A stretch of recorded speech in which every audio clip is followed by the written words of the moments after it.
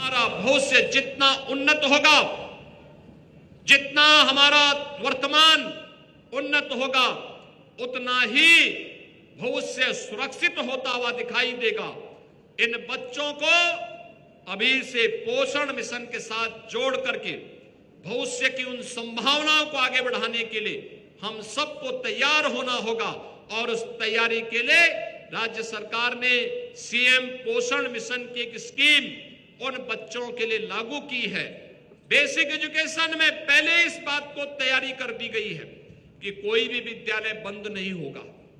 1 kilometre से अधिक की दूरी पर किसी भी बच्चे को न जाना पड़े, यह भी हम ध्यान रखेंगे।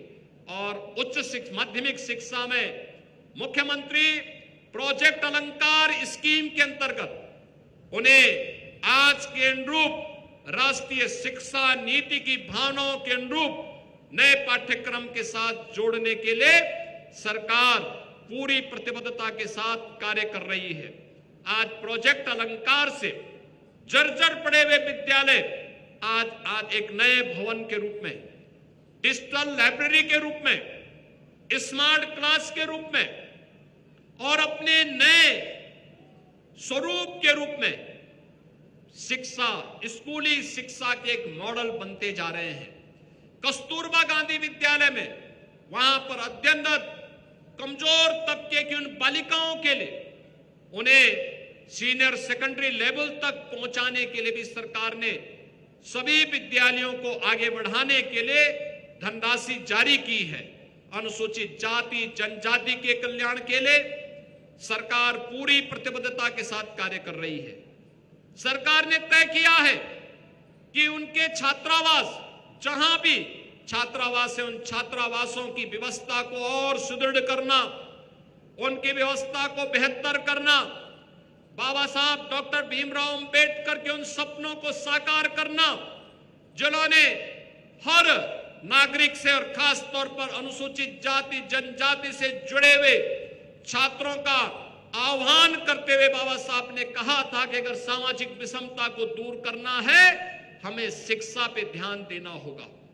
हमें आर्थिक रूप से संबल बनना पड़ेगा, मजबूत बनना पड़ेगा और शिक्षा उसका बेहतरीन माध्यम बन सकता है। उनके छात्रावास बनाना, जहां छात्रावास नहीं है वहां पे छात्रावास के नए निर्माण को बाबा साहब की स्मृति को समर्पित करते हुए जहां सरकार कार्य कर रही है,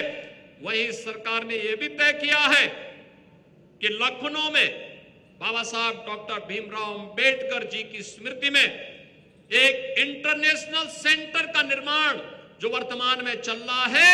इस वर्ष उसे पूरा करते हुए बाबा साहब डॉक्टर भीमराव अंबेडकर के जीवन पर नए शोध को बढ़ावा देने के लिए उत्तर प्रदेश सरकार एक विशेष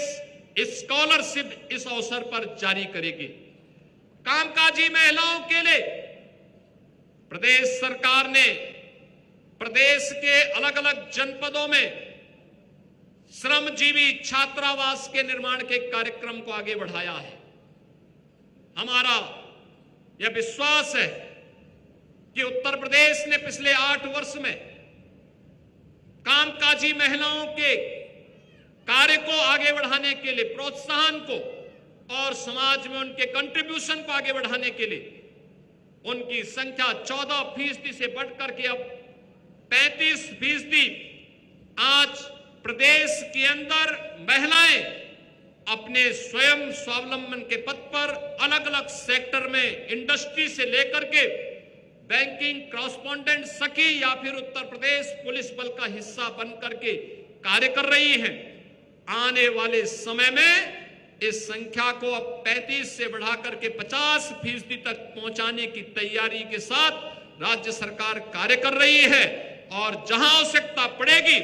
वहां पर उन बेटियों के लिए, उन बहनों के लिए हर जनपद में छात्रावास के निर्माण के कार्यक्रम को उन्हें सुरक्षित माहौल देने के लिए राज्य सरकार पूरी प्रतिबद्धता के साथ कार्य करेगी।